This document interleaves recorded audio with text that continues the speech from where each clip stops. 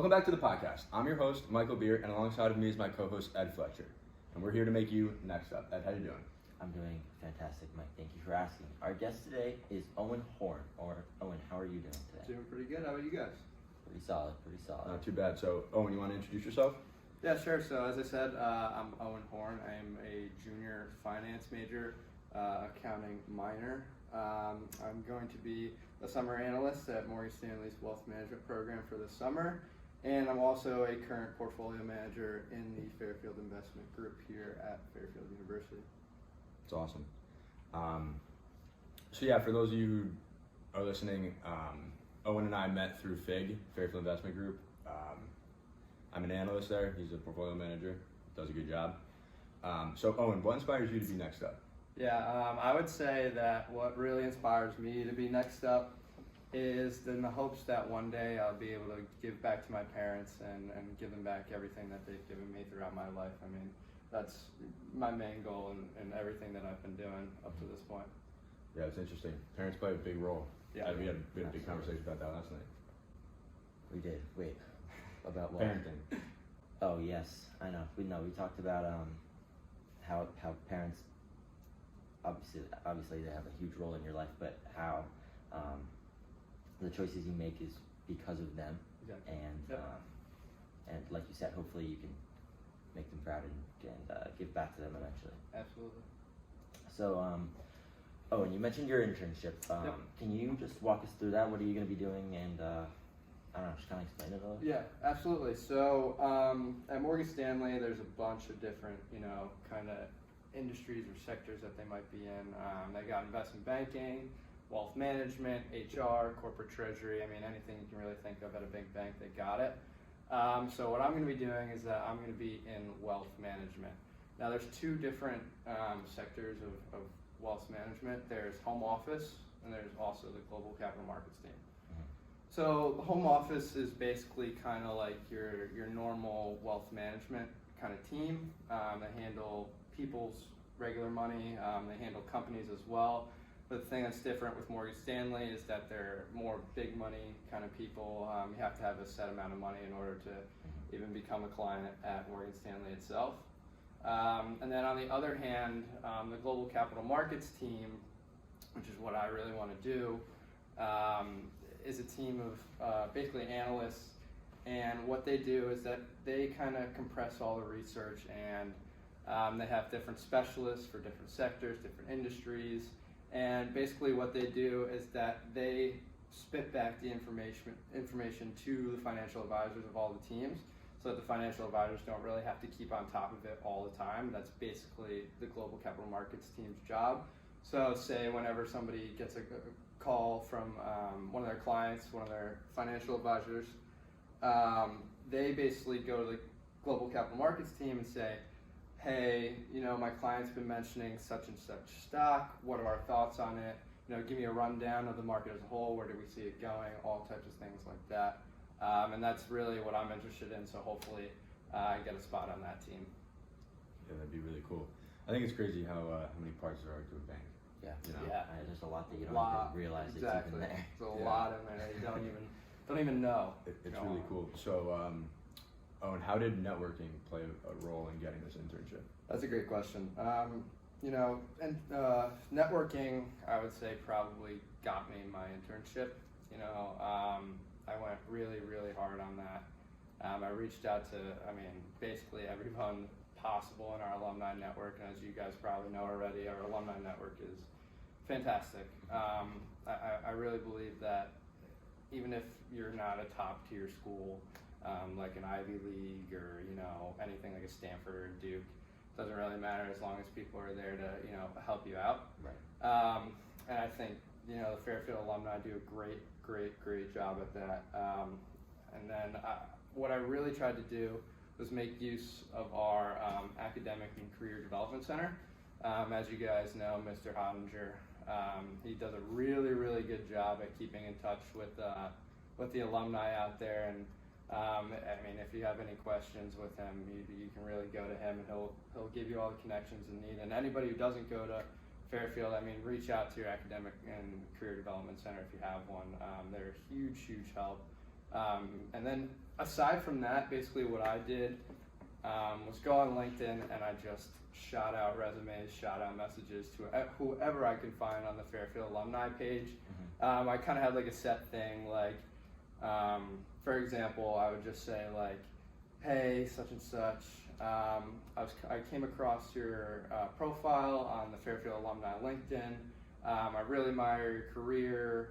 And then I would say, like, I'm just trying to get some help in jump-starting mine. Do you have any advice? Hope we can connect. Best regards, Owen. And I would keep that, and I would copy it, copy, paste, and just switch the names out and everything. Right. And then attach my resume, and I got a lot of callbacks from that. And I really think that's what really helped me get this internship. I reached out to the head of the 2 U.S. banks at Morgan Stanley. And she really helped me connect within there. I mean, my dad also has been working there for 35 years, so that helps, obviously. My brother also works there right now as well. So I went through them as much as I could, but really tried to do it on my own.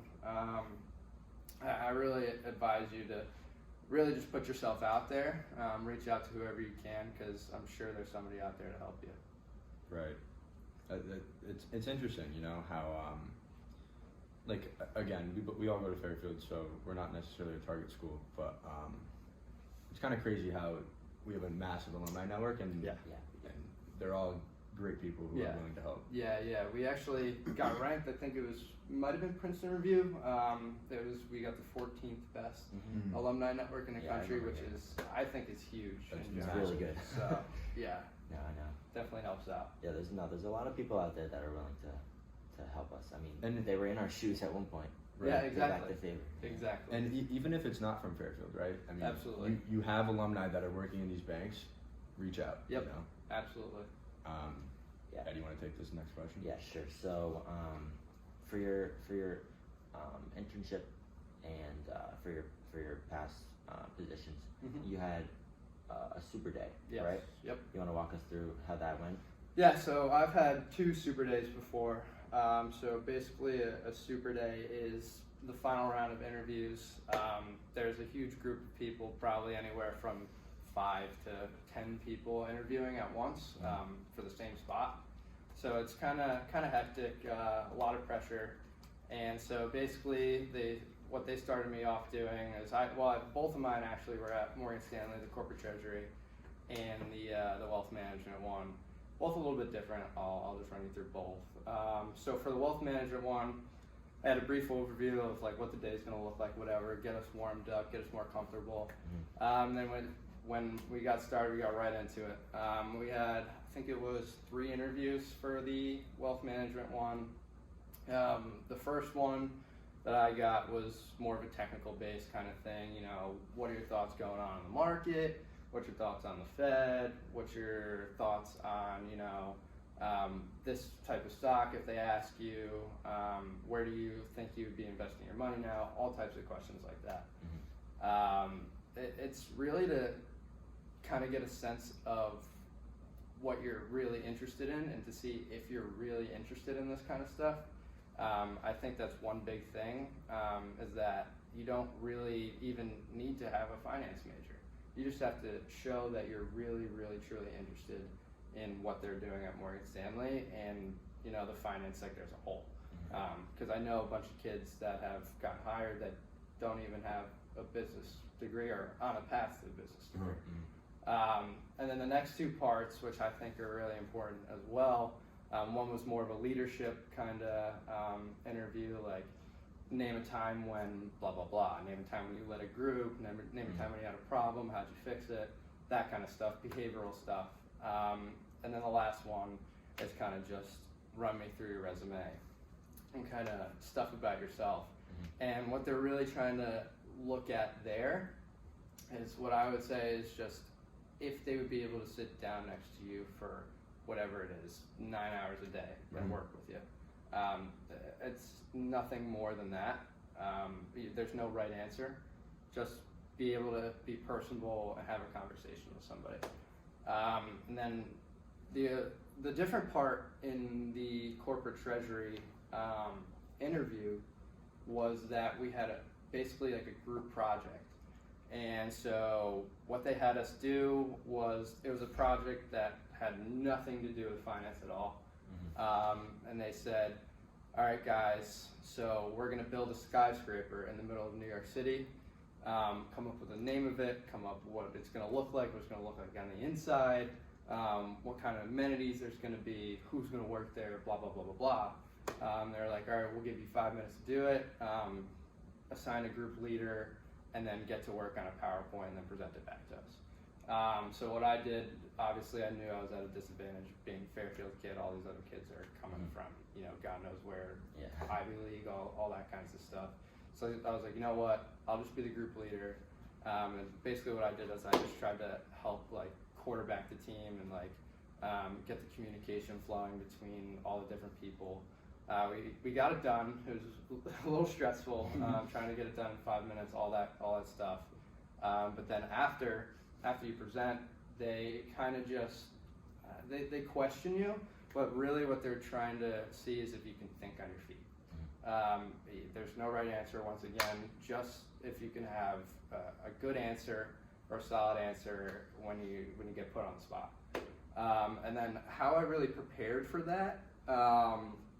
I mean, I would ask questions. All these people that you're connecting with on LinkedIn, family members, if you have them in the industry, reach out to them, ask them questions. If you somehow get in contact with a recruiter, ask them to put you in touch with people who, head the entire program. They'll definitely be happy to reach out to you and let you know how to prepare best. But the main thing is just ask questions. And they'll tell you how to do it. Right, absolutely. So for your technical questions, when you say an example of a question is like, what's your view on the Fed, right? Yeah. Where do you go for that kind of information? Yeah. So for me, one big thing was Investopedia. If you don't know anything about finance at all, I mean, you can learn a lot of stuff on Investopedia. I even think I learned more on Investopedia than I have in all of my finance classes that I've ever had and all my business classes. It's a really, really, really good website. I mean, it's nothing to knock any of my teachers. It's just how much information and how much good information that website has. Another big thing for me, I'm not a big reading kind of guy. That's why I'm in business. I'm not an English major or anything of that sort. So I like watching videos. A big thing for me is YouTube. That was another huge thing. And then once again, like I said before, asking people questions and hearing their thoughts on stuff, and even podcasts. I'm on a podcast right now. I'm sure this will help people out. So that's another thing that I like to listen to is definitely podcasts. Cool. I think there's a plethora of knowledge. That's a big word. Plethora of knowledge out on the internet. Yeah. YouTube's definitely a good place too. I learned a lot from YouTube in setting up the podcast. Yeah. Yes. Absolutely. Like, I think that YouTube is almost kind of, because like you said, you've learned more from Investopedia than you have from here, and that's nothing to knock your professors. Exactly. Yeah. However, there's just so much. There's so much information. A lot of stuff. I feel like throughout like middle school and high school, they told us like never go on Wikipedia and stuff. Yeah. Well, Wikipedia is different. Wikipedia. No, I know, but it gives you just like a baseline of information. Yeah, no, and then this is true. Obviously, you got to go to more reliable sources after that. Yeah. But it does give you just at least a sense of whatever it is you're looking at, Right. which is which is good. Absolutely. So, Owen, before we close here, Yep. do you have any advice for students? Yeah, the one thing that I would say is if you're really trying to get an internship, especially at one of these non-target schools, start early. Start very, very, very, very early. So if you're trying to, say, get an internship, say it's your sophomore year and you're trying to get one for junior year, I honestly suggest that you start hitting up people, applying to as many places as possible the summer before, or maybe even earlier in the spring before. Because that's really the only way to do it. If you leave it till the last minute, you're not going to get anything. I mean, that's another thing, like I said before, apply to as many places as possible. It's not like a college where you have to apply and you have to write essays and everything. Mm-hmm. Right. All you got to do is fill out a form, put your resume on it, put a transcript on it, Mm-hmm. send it in, and you're done. Mm. I mean, I applied to over, I would want to say 30 places. Yeah. I got a response from maybe 5. Mm. And then once you get those responses, I mean, it's your job to make the most of it. Right. You can't just go in and, just expect something to fall in your lap just because you got a call back. Mhm. It doesn't matter where you're from. It doesn't matter what school you go to. I really think that you need to take advantage of your opportunities and take advantage of, even if it is luck, take advantage of it and capitalize on it. And I think Right. that it's really important to have confidence in yourself as well, and going through all these steps. And even if you get denied, keep going. Right. Keep going. I'm sure there's going to be somewhere out there that'd be, happy to help you guys and happy to have you guys on board. Yeah, I think it's interesting too because you said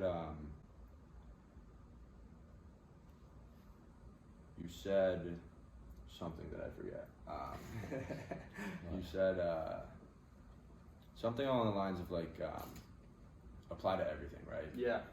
Yep. So it's difficult because you applied to 30 places, you only got back from 5, but you're interning at Morgan Stanley, which is the best of the best, cream of the crop, right? Exactly. Those other 25 people, what are they doing? It's a great question. I don't understand it, you know. Yeah, no, it doesn't. Really My make sense. my thing with that is connections. Yeah, it That's really is. That's Yeah. all it comes I down agree to. with you. It's all your networking skills, all your connections. Yeah, I agree. I mean, the 3 of the 5 places that I heard back, or actually all 5 places that I heard back from are huge places. Right. Absolutely huge places. I mean, these other places, I just applied to even if I didn't have connections. Right. Just to as exposure. see. Yeah. Just to see if I would even get a response. Right.